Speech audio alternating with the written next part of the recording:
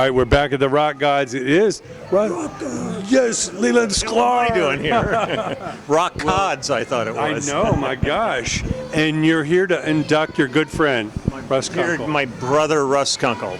Now, how did you meet? How did you guys first come Russ together? and I came together at the very beginning of James Taylor's career. Okay. And it was, I had seen Russ before that when he was in a band called Things to Come.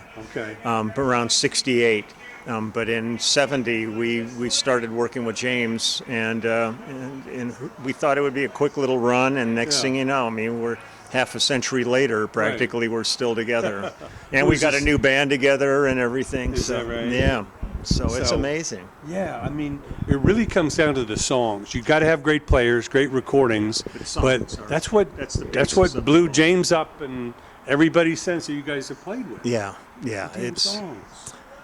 I mean, you can noodle in the studio or on stage all night long. Yeah, but that's not making music. You can't remember the hook. That's not a song. Yeah, no, I've always been a songsmith, and to me, that's, if you don't have a song, you're really just kind of jerking off. I know. I always lean, everybody, there's all these progressive bands and this and that. It's like, that's great. I love the musicianship, but we grew up with the Beatles and Motown and, the There's room for everything. It's just, course. this is to me, is the niche that I've enjoyed the most. I mean, I've played all kinds of fusion and different things. But we know these great songs, and I know James has some of them that somebody will cover 50 years from now.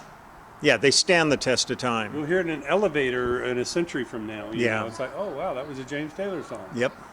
And what do you think it was about his process as far as the songwriting? Where would he delve into to pull It's these so hard to say. I mean, he was and is just a brilliant artist. I mean, I would sit and listen to his songs, and I would just go, "How do you find that?" I mean, he was unique, but Jackson Browne was the same. I mean, all the guys of that ilk, to me, and Joni and CSN and all those people that we were involved with from the the early days.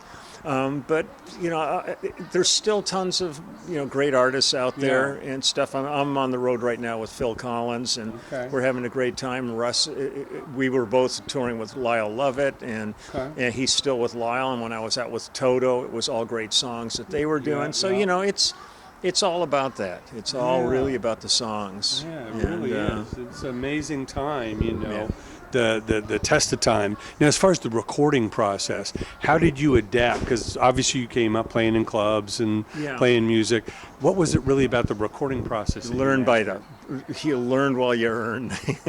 I mean, it was, when I first went in the studio, I'd never, for professional sessions, I'd never recorded. I'd done a couple of demos. So basically, I really had to kind of figure it out right on the spot. And it's a stressful gig, I mean, it's much but it's a different art. Performing it live. They're two completely different things. Writing it to recording it are all separate arts. Yeah, they're completely different. But the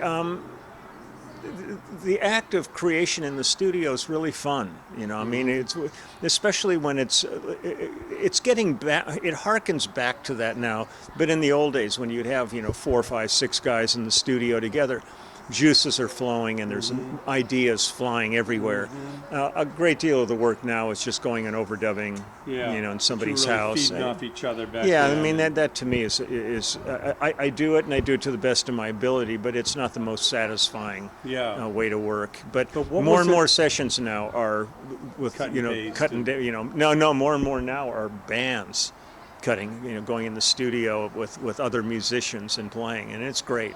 It still feels like the old days. Yeah, that's awesome. Yeah. Now, with Russ's playing, what is it about his talents and techniques? I can't put my finger on it. It was so organic. It was so organic between he and I. You have it in you or you don't. Yeah, I mean, there's drummers I've played with that are considered world-class drummers that when I see them on the session, I go, oh shit, are you kidding? I have to play with him again. Because I just don't lock in with them the way. And with Russ, it was like the most natural, organic feeling. I mean, we never had to say anything. Really chemistry important. is everything. And there's a lot of great drummers like that. I mean, you know, Jeff Porcaro was like that. He was one of my dearest friends, and Carlos Vega and Jim Keltner and then Phil Collins and all these guys. I feel that's one of my biggest blessings of my whole career has been the musicians I've been able to play with. Well, I know it's been a long time since Phil was out there on the stages. You know, what did you see? You know, obviously the crowd loves the songs, and again, it goes back to the music. Yeah. Sussudio to whatever they want to hear that stuff. But what was it that finally got Phil to say, okay, it's time? I think he really wanted to come back to, because his 17-year-old son is our drummer now. And I think just to get Nicholas on the world stage is because he's a monster. He's really a great drummer, really mature. I mean, you would never think this is a 17-year-old kid up there. He's playing on a world-class level. So you just grew up with it around Oh, yeah, he's been around it since he was born. Yeah. You know, Genesis and with Phil. And I think that was a lot of motivation for Phil to decide to come back out because his kid's never as young. Well, Matthew, I think, is going on 13, and Nick turned 17. They never really got to see Phil in his heyday.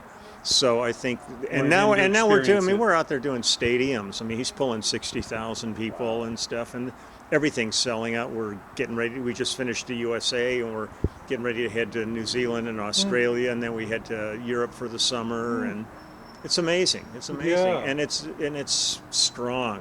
And he's still got the stamina. Yeah. He's figuring out how to get back into the he's not playing drums in it. Nick's playing drums now, but he's singing. His singing's getting better and better. And the people, like you said, they want to hear those songs. That music is, like with James and all these artists, it's really the fabric of people's lives. There's so many 70s, things that they 80s, identify with. All their great moments in life are tied. Yeah, it's pretty bitchin'. That's awesome. Yeah. Well, Lee, it's great to see you. Good Thanks to see so you much too for all that you do and all that great music you've given us. I'm still going to keep trying. And we can't wait to see you induct your friend Russ. I can't hardly wait. So let's go on in and do it. Okay, cool, man.